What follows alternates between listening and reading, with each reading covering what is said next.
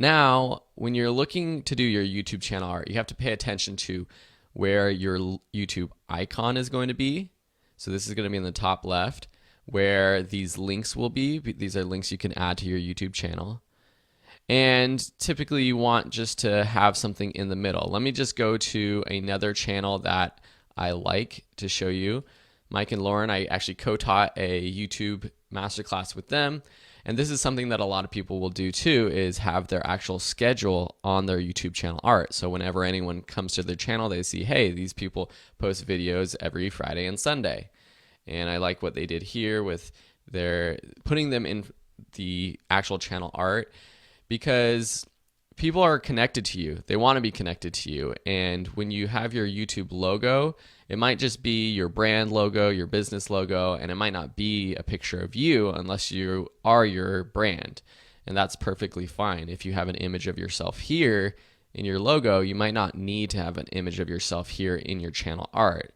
But I do think it's important to personalize your channel. And so either put your image in your channel art or right here in the logo. So for me, I have my Video School Online logo, so I want to make sure that I'm on the channel art so people know who I am. So I'm going to bring in this headshot photo that I did, and I have a transparent background. So I'm going to bring this into my channel right here. So I just place it, I'm resizing it. Now I'm going to zoom in here so I can really see where I'm going to place it. I want to place it at the very bottom of this channel art line. So if I drop this below our spec layer, just put it off to the right a little bit, and then use the arrow keys to nudge it to the right or left. And I think that's going to be pretty darn good. And so now what I do is going to go bring in my logo. Again, you can use all these files. They're in the supplemental resources. Just placing it, I'm resizing it, and positioning it. So I think I'm going to be a little bit more to the right, and Video School Online logo is going to be right there in the center. Again, putting this below our spec layer. And then the last thing we have to do is create our text right here. So what I'm going to do is take my text tool right here on the left, just going to click in the middle, and it says that I can't do that there because it thinks I'm trying to edit this text right here in the overlay. So what I'm going to do is just click down a little bit below, and then I will type in my text and move it later.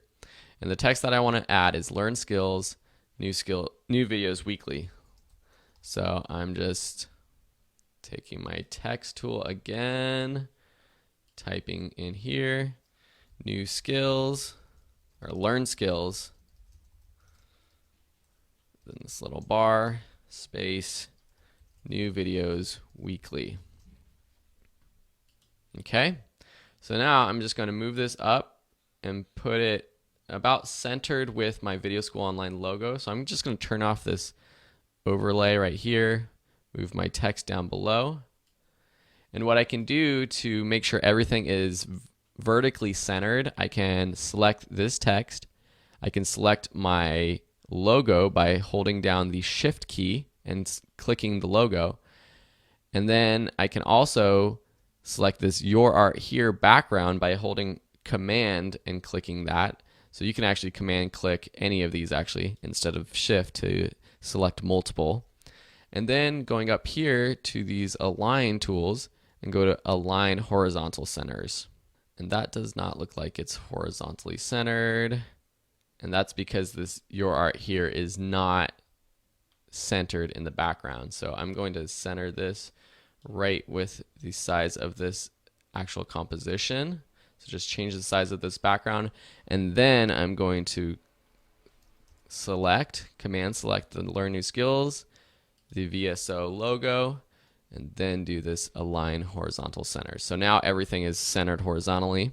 But this text I have to edit because it's white, and I'm going to make this darker. So I'm going to select my text, go to my character panel. If you don't see your character panel, go up to Window, Character, select my color, and now choose one of the colors in my logo. So I think I'm just going to do the darker gray, very dark gray, almost black. Now with my zoom tool, I press Z on my keyboard and hold down Option or Alt. I can zoom back out. I can turn on my spec overlay and I can see what it looks like. So you see this line going up and down in the middle. This is part of the project file that you download and can use. This is the center of this file. So this will help you guide you in determining the center. But if I don't want to see that, I can go up to View, Show, Guides, and turn that off. So this looks pretty good. The only thing now though is that I think the text and the logo don't stand out from the background as much as I want them to. So what I can do is brighten up just this part of the background right around here.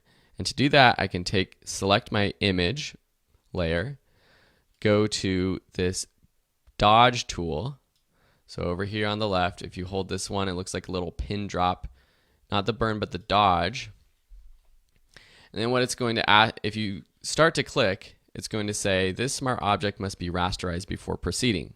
Edit contents will no longer be available. Rasterize the smart object. So it's asking us if we want to rasterize, which is basically saying that after this, it's not going to be a raw image that we can resize bigger because it's going to get pixelated.